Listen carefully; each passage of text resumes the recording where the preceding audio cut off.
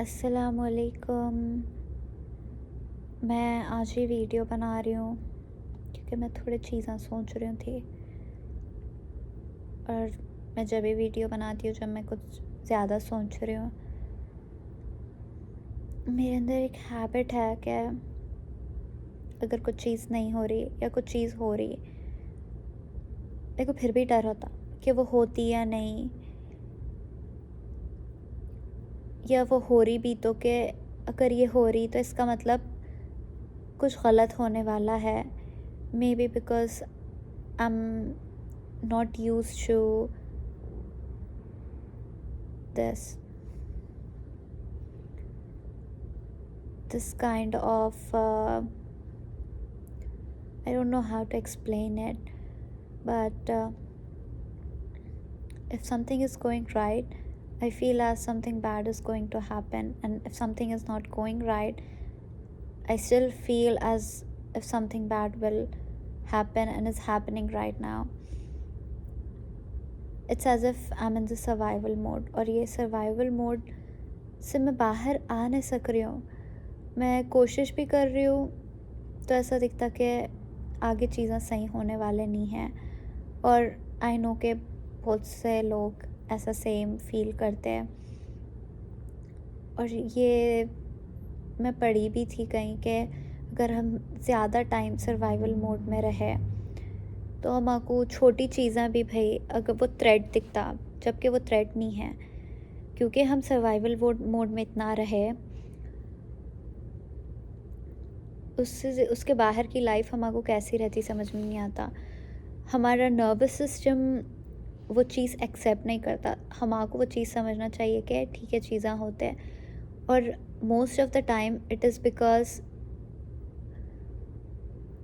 We way put in the situation जो हमारे control में नहीं थी।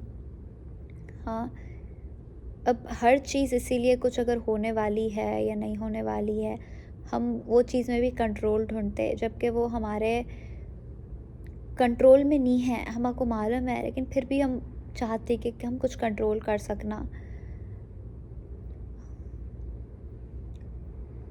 आई जस्ट प्रे एंड होप के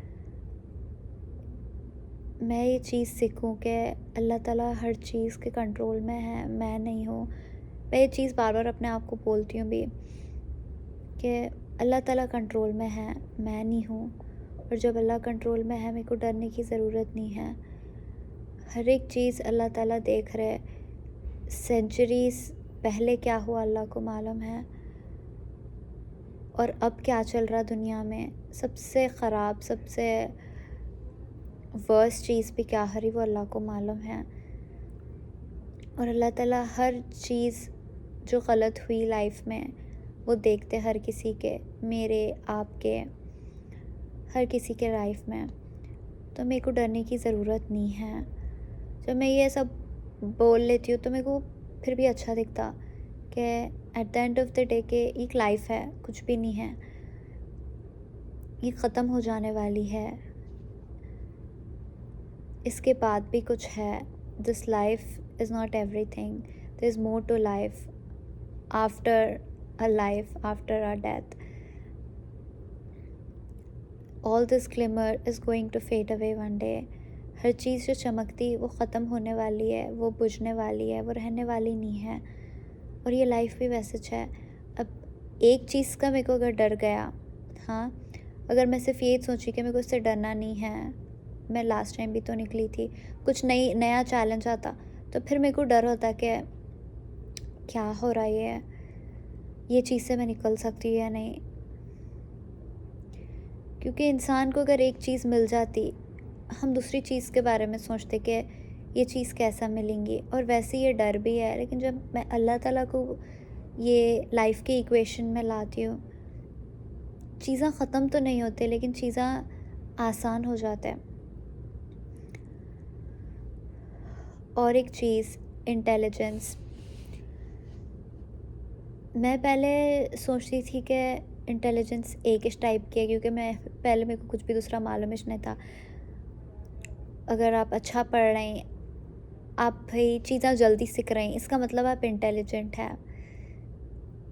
अब स्लोली स्लोली मेरे को समझ में आ रहा कि इंटेलिजेंस एक टाइप की नहीं रहती।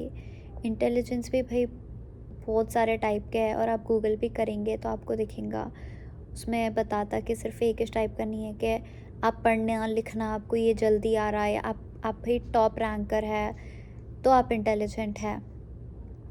ये भाई बस बताता कि आपका माइंड कैसा ग्रास्प कर रहा कौन सी भी इंफॉर्मेशन को, या आप कितना जल्दी कोई चीज़ भाई समझ सकते हैं। उसके अलावा लाइफ को मैनेज करने के लिए ये इंटेलिजेंस कुछ भी काम आने वाली नहीं है। आप बस लॉजिकल रीजनिंग लगा सकते हैं,